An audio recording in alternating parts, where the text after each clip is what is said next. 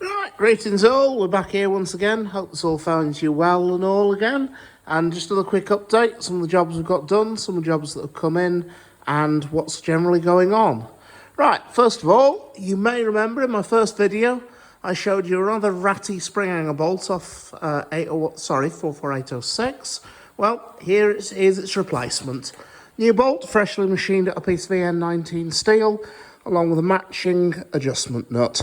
It's a considerable improvement on the last one. It hasn't got a bend in it, it isn't rusty, and the nut actually rotates on the thread as well. So, all in all, I think we can say that's a bit of an improvement on what came off the engine and came in here for replacement. So, there we go. There's another job ready to go out the door. Another thing off 44806 that's come in is the superheater header, which is sat on the trolley up here.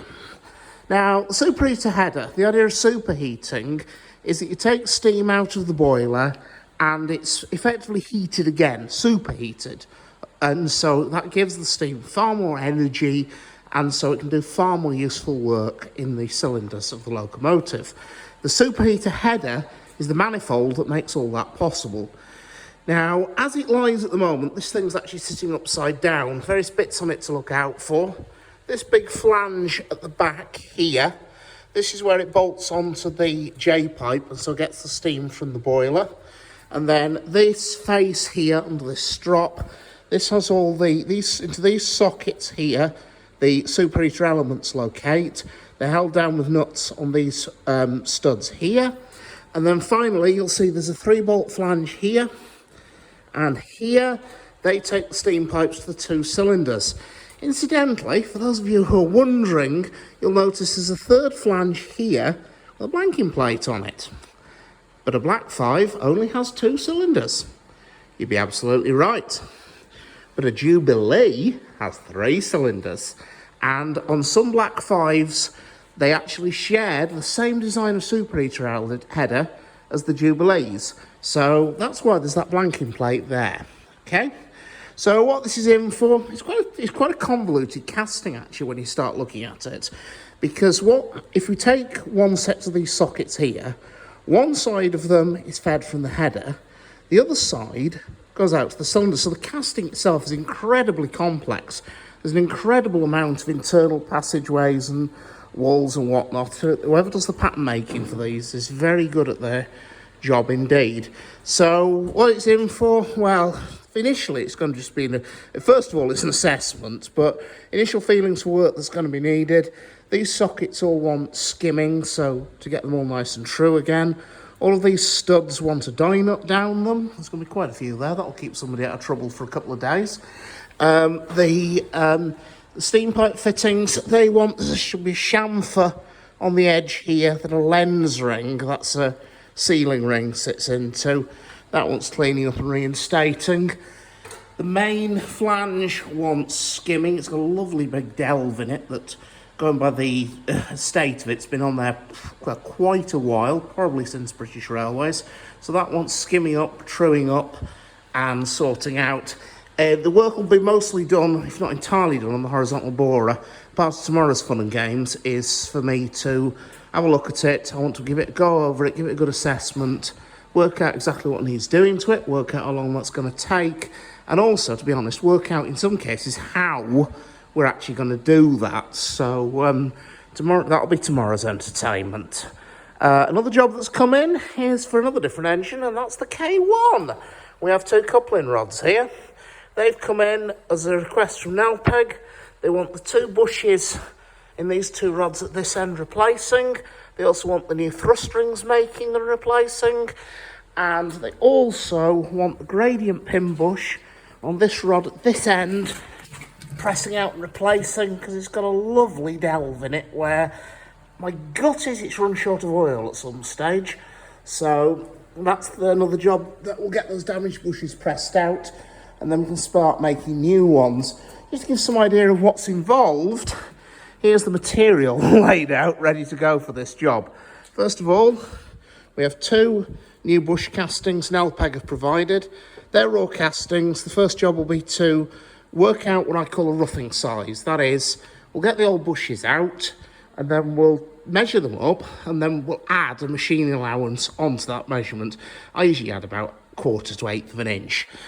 So then the outside diameter will be rough machined to size, the bush will be machined to length, the bore will be roughed out to 1/4 of an inch larger than the finished size, and then it will have a series of parallel grooves machined into it. Now, what will then happen is it will then go over to the white metal shop. It will have white metal cast into that bore, and those grooves give a mechanical key for the white metal to lock itself into the bush casting.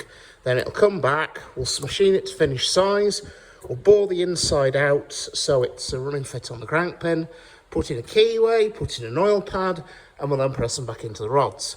The other billet here, about half of that's going to yield a new gradient pin bush, and then the last billet here, a chunk of that's going to yield 2 new thrust rings.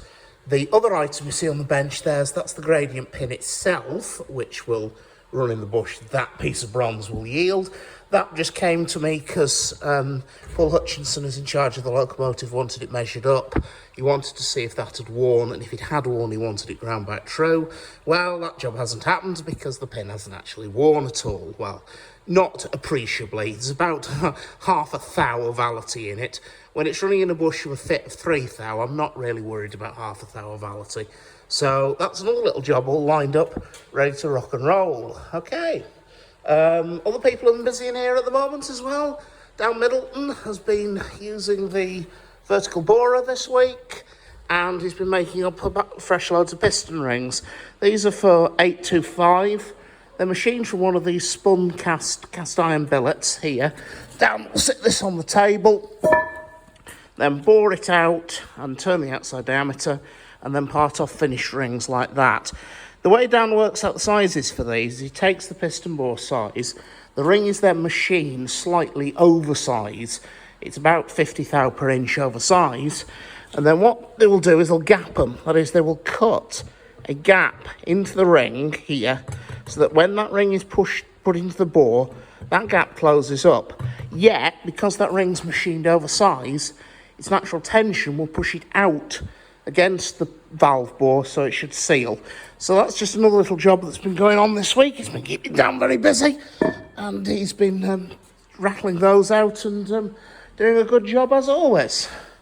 So you might have seen, incidentally, a video that's popped up on the machine shop in the last couple of days of me standing in front of the camera and talking saying various things. If any of you out there, when COVID's over, when we can all resume our normal lives once more, if you fancy joining us here, if you can drive machines, if you can, or you want to learn, or on the other hand, to be brutally honest, if you just want to come and help and keep the wheels turning, we've got all sorts of jobs for people of all abilities. So if there's anyone out there who either volunteers on the railway or has volunteered on the railway or wants to volunteer on the railway, give us a shout when all this nonsense is over. Drop myself or Nick a line, Nick Simpson, at nick.simpson@mymr.co.uk, and we'll see what we can do. We can certainly, as I say in the video, I've got more. I'll certainly run out of volunteers long before I'll run out of jobs. So anyhow, there you go, folks. That's the latest state of play, where we're up to, and what's going on at the moment. Hope to see you around, and take care.